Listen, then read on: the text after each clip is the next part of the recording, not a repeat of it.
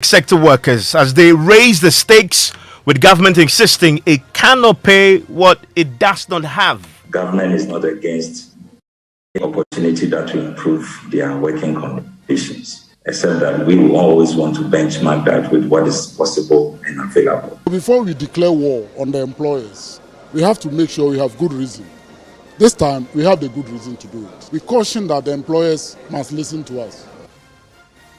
With workers demanding nothing less than 20%, we hear from the Fair Wages Commission that is asking workers to abandon their entrenched position. It's not to take an entrenched position at this very point in time. We have to go to the negotiating table in good faith. Tonight, the Ghana Employers Association says a new wage will come down to their ability to pay. We have the latest.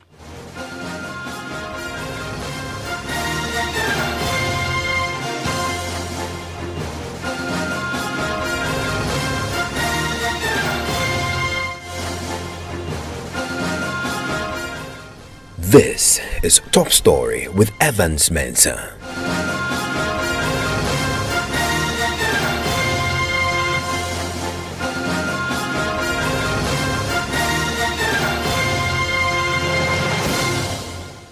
And Top Story is always brought to you by Vodafone and Prime Insurance. The battle lines have been drawn and a countdown towards a new wage for public sector workers is now formally on, as union leaders, government and employers are set to begin deciding what your new wage should be. A technical committee will formally begin work in the next 24 hours. Organized labor is demanding nothing less than 20%. Government, meanwhile, insists it cannot pay what it does not have.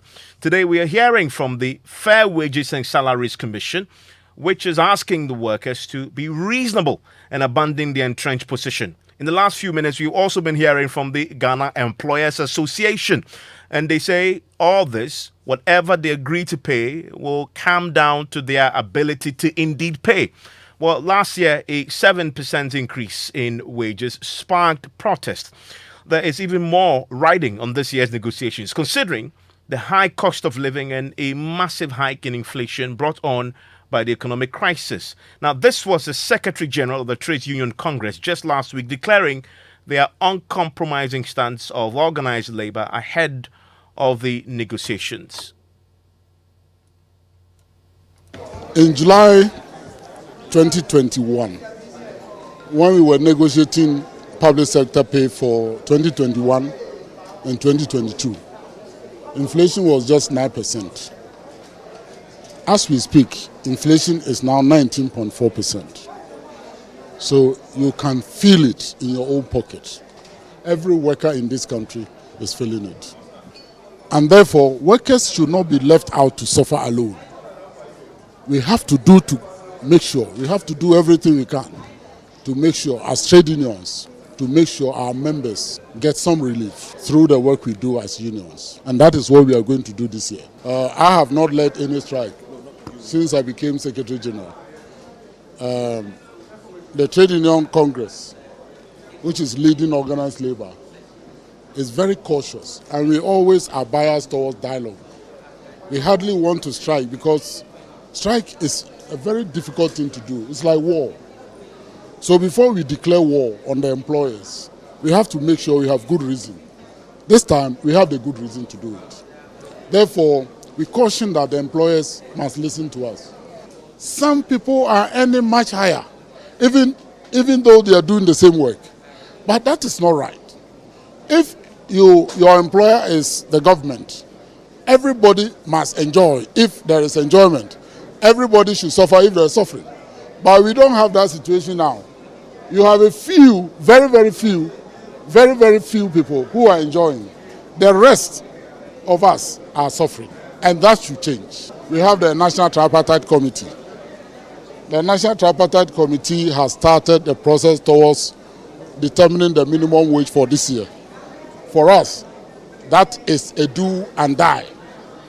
We are going to make sure that minimum wage for workers for this year should not be below inflation. And this will be extended to public sector workers as well. So there's a battle ahead of us. And I can see organized labor is ready to fight. So that is organized labor, the view from the Trade Union Congress, representing all the voices as far as the leadership of the various unions is concerned. However, we're hearing from government on can they afford this nothing less than the 19% that the organized labor have been pitching since last week. Listen to the deputy Finance Minister John Kuma insisting that government can only afford to pay what is available. I want organized labor and everybody involved in this to understand that government is not against any opportunity that will improve their working conditions, except that we will always want to benchmark that with what is possible and available. We want to continue to talk and engage until we achieve that equilibrium.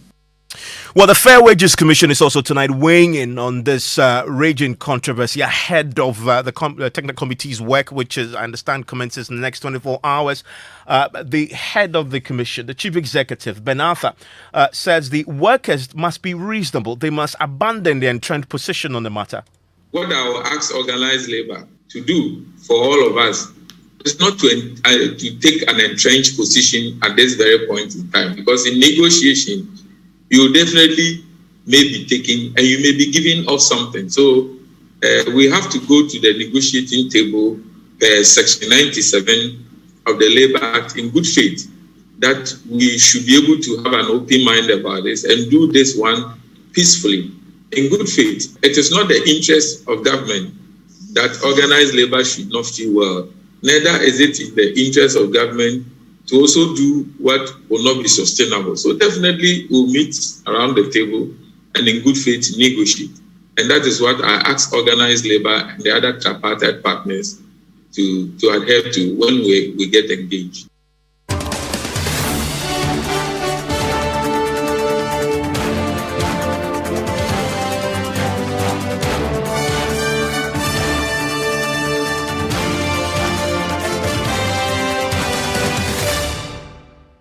Well, just before we came on air, I put in a call to the Ghana Employers Association. They will be at a table negotiating the new wage for you. What your thought is ahead of the work commencing tomorrow?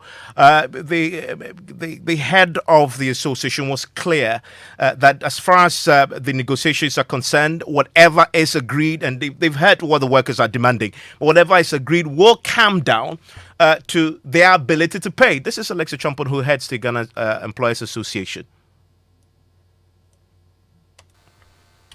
Well, I think these are very difficult times for businesses, and we may need to peg the minimum wage at a rate that businesses can afford. If the rate is such that it will be difficult for businesses to reward labor, then it will compromise the sustainability of businesses. And for that matter, it will be very difficult for employers to support such an idea. Can you afford 20%?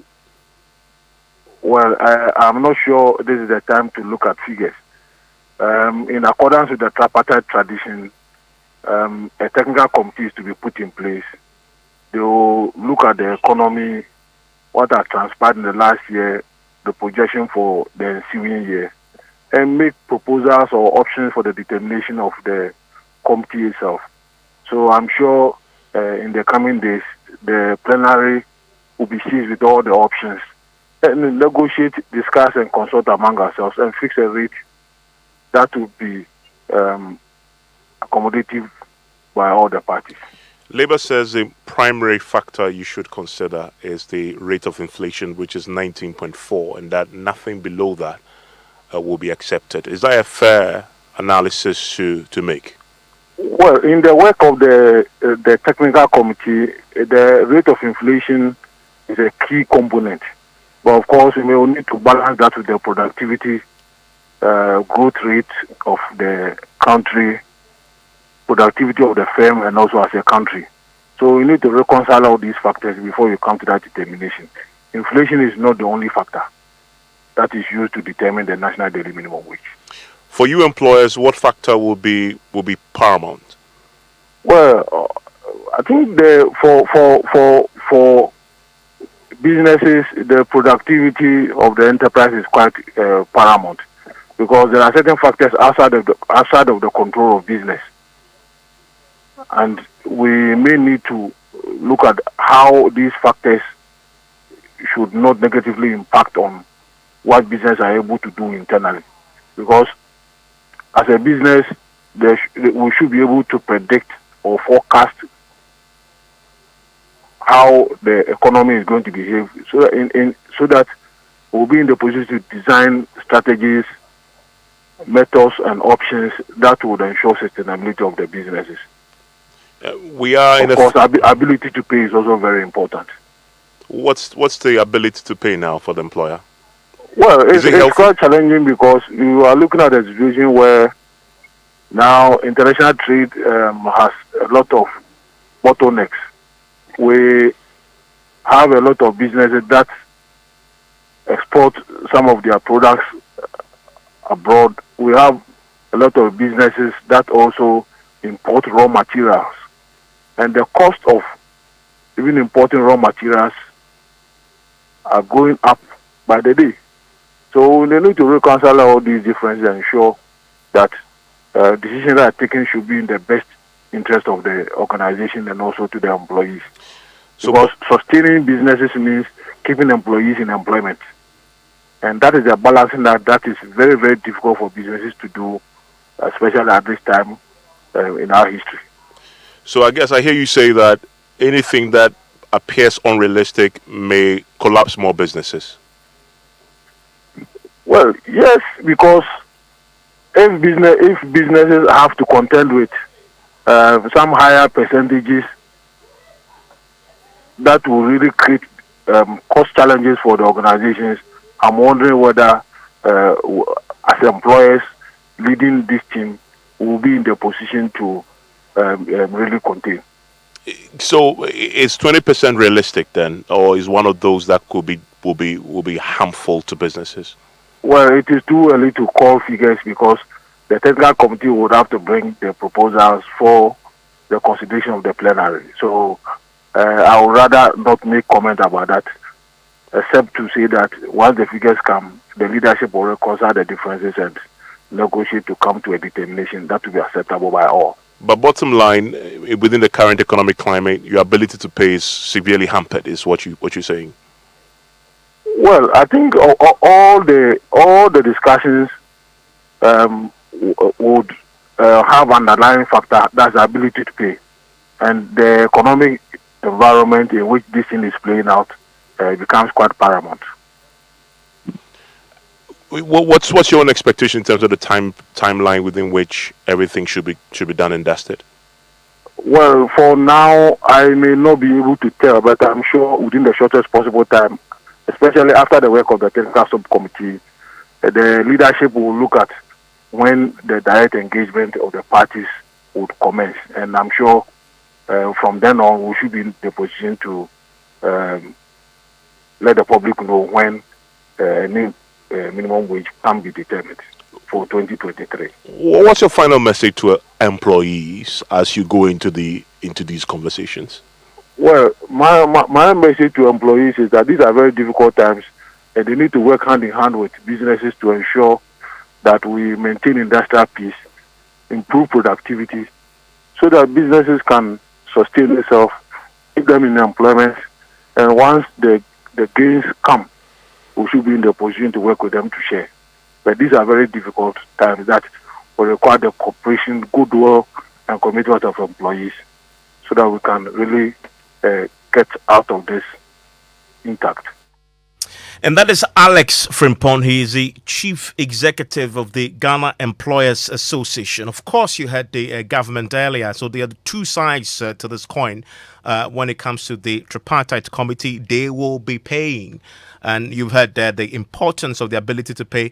Let's bring in now one of the key labor unions going into these negotiations. I want to bring in Angel Kabonu. He is the president of the National Association of Graduate Teachers. Mr. Kabonu, thank you for your time here on Top Story. Yeah, thank you very much.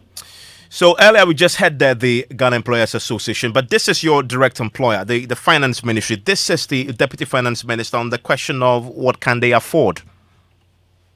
Well, Just a second, I wanted to listen to what he said there. I want organized labor and everybody involved in this to understand that government is not against any opportunity that will improve their working conditions, except that we always want to benchmark that with what is possible and available. We want to continue to talk and engage until we achieve that equilibrium. So that's the finance ministry. That's the deputy finance minister. He's been realistic and honest about the situation. We can only pay what is available. Fair.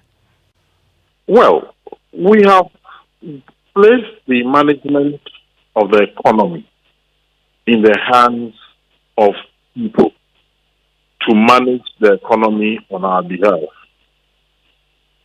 Certain factors have gone awry.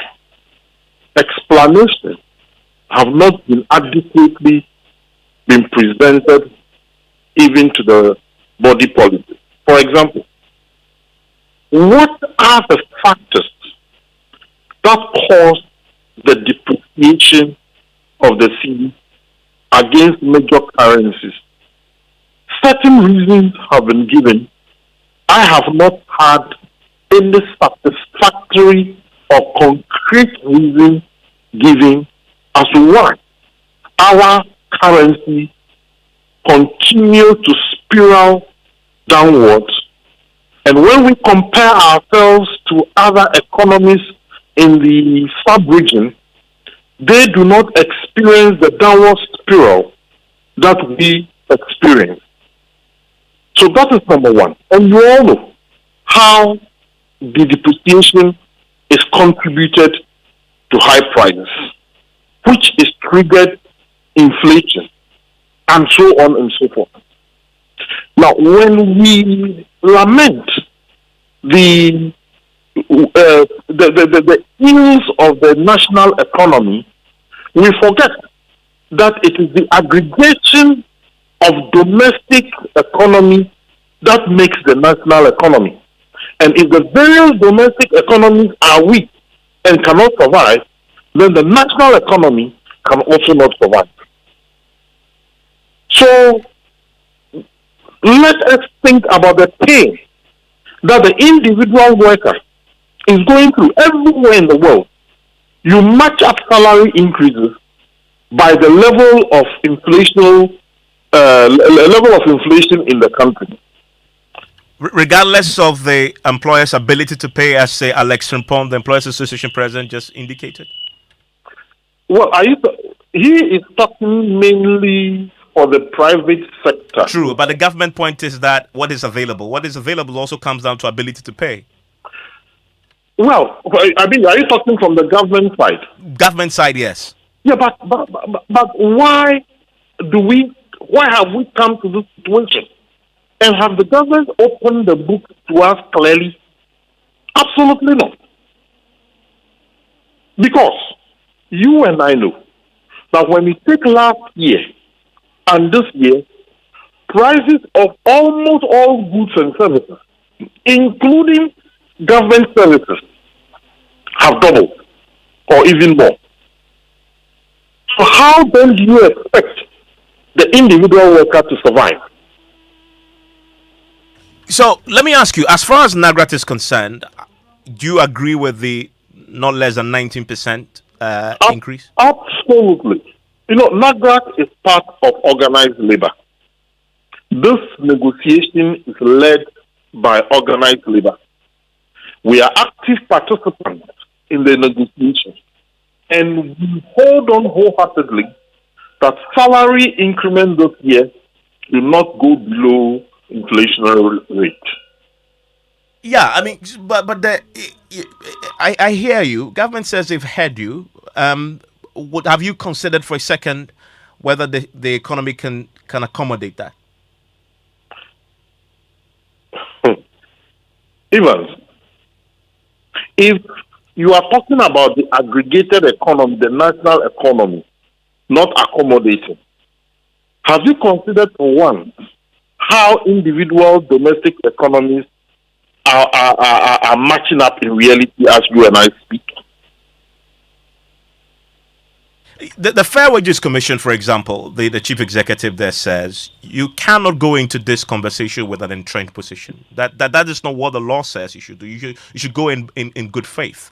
But it appears from what I've heard from organized labor, this is a very entrenched position. The TUC boss is talking about war, using words that they are going to fight. It's almost, you painted a picture of it. This is going to be a really bloody affair this year. Look, I cannot divulge the details of understanding that we reached last year in relation to this year and coming year. But we expect that the narratives will be different from what we are hearing. The narrative will be different from what we are hearing. Evans, you are a journalist and a senior one at that. If the question is put to you as to why our city depreciated to this level, will you be able to give the answer? Has anybody confidently explained the thing to you, to your understanding? Do I hear you say that if you go into the meetings and government explains the predicament and backs it with evidence, you're ready to back down on the 19% or 20%? But the predicament government is going to explain at negotiations is nothing different from what is being touted on radio. So you say you're not convinced what you've heard already? Absolutely. My conviction is in the fact that I can hardly make ends meet. Okay, so stay with me, because let me bring in your colleague from the Ghana Medical Association, Dr. Justice Yangsing, Vice President of the GMA. Dr. Yangsing, thank you for your time here on Top Story. What does your association stand on these conversations going into the tripartite committee work? Well, Evans, I think we should separate the issues here.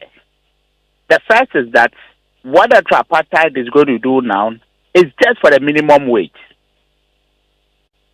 The minimum wage will then apply to everybody in the country by way of law, and that what it means is that just for discussion's sake, assuming at the end of the discussions at the tripartite, the minimum wage is pegged at, say, 20 cedis.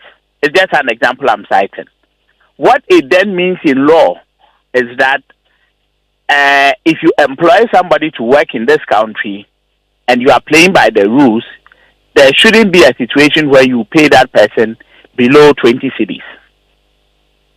And that applies to both the private and public sectors. Post the determination of the minimum wage by the tripartite, then for the public sector mainstream, what we call the Public Sector Joint Standing Negotiating Committee, which is made up of representation from virtually all the labor groups, would then come to the table as the labor side and meet government as the employer. In that respect, the organized labor group would then meet, and then most at times, what the tripartite has done by way of minimum wage actually becomes like a flaw upon which we are then going to build the negotiations proper. So if the change in minimum wage is, say, 10 or 15 or 20%, that becomes like a flaw for us to even begin our negotiations, taking into consideration all the bits that has happened and some of the things that my brother Angel has put across. So when the organized labor groups themselves are also going to meet to present a common position to government, that is where you have the individual groups and associations bringing in their inputs and their expectations by way of a minimum. So one group can say 20%, 30, 50, what have you. Organized labor will then have their own caucus and come up with their strategy and fallback for the negotiations. So what is going to happen at the tripartite, irrespective of whatever comes, is not what the organized labor groups are going to take home at all. So at least you've said that gives you an indication of what might be from the base from which you can now look at your base pay. Most times, if you look at the discussions, it forms like a minimum reference point for the negotiations to begin. And on that note, we've heard from the TUC boss, for example, who says, and we've been having this conversation already with Angel Carbon, who says, with minimum expectation now, going into both, is that nothing below the inflation, the rate of inflation. You agree with him? Well, I mean that stands to reason, because look, the issue is that what is inflation? If you adjust something by way of inflation, all you are doing is to restore the purchasing power of the employee. And under these circumstances we all find ourselves in, we all know that, look, what we take can never take us home or to the market. Workers are really, really suffering under the current conditions we find ourselves in. The rate at which prices are increasing. Scientifically, you use inflation. But if you go to the market, look, at the micro level, some of the prices that the workers actually purchase their products and what have you with have gone up by 50, 60, 70% in some cases. So organized labor has a lot of work to do, and I'm very sure in my mind that the worker groups in Ghana are actually going to ask for their due. That I think nobody can actually prevent the workers from asking for their due. I hear both of you say ask your due, but if you listen to government and the Employers Association, they also be at the table, by the way. They say you have to also consider the ability to pay. Are workers considering that at all? We have always considered that, and over the last couple of years, look at what we've had, 4%, 7%, what have you. So clearly, we have made more than enough sacrifices. But you see, the issue is that the issues for me are not, I mean, we are having a radio discussion, yes, educating the public and all that. But the real macro is what will happen when the public sector joint standing negotiating committee actually meets. And that is where we'll all get to know what government has to say and what labor has to say. And if there are any compromises to be made, we all will have to make compromises.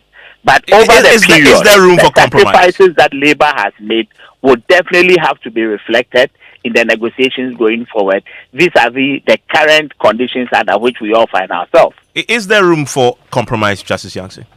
Well, I guess generally speaking, when it comes to negotiations, labor and government have always had a situation where issues will be presented. All the groups will have, in quote, certain fallbacks and what have you. So in terms of some amount of compromise when negotiation starts, from the history that I know, having been part of the system for almost 10 years plus, when it comes to public sector negotiations, definitely there will be some compromises. But it is the fallbacks that are key. And what labor is telling everybody, at least so far as we are hearing, is that inflation is going to be our minimum reference point. I see. Mr. Kabono, you agree that definitely there's room for some compromise from your end? Oh, I think Doctor is hit the nail rightly in the head. I mean, he has been with negotiations as long as I have been there. Labor always compromises. In fact, when we even use inflation as a minimum reference point, that is already a compromise, because there are several other factors that we could have brought to the table. But because we are not negotiating on radio, we will not be able to bring those factors onto the public platform as we are having it. But I can assure you that, you see, if you go to negotiate and you do not come up with something that reflects the reality of the economy, you are just postponing worker agitation. And we will not have that peaceful environment or peaceful atmosphere for economic activities to go on in the country. Mr. Njokabono, thank you very much. Dr. Justice Yancey, Vice President of the GMA, thank you as well. So the lines are drawn. Understand tomorrow that technical committee of the tripartite committee will be inaugurated formally by the minister. They'll begin work. They'll try and assess. They'll come back. The committee will sit, minimum wage determined. Then you move to the base pay conversations. A long road ahead, but as you've seen, the lines are pretty drawn firmly in the sand.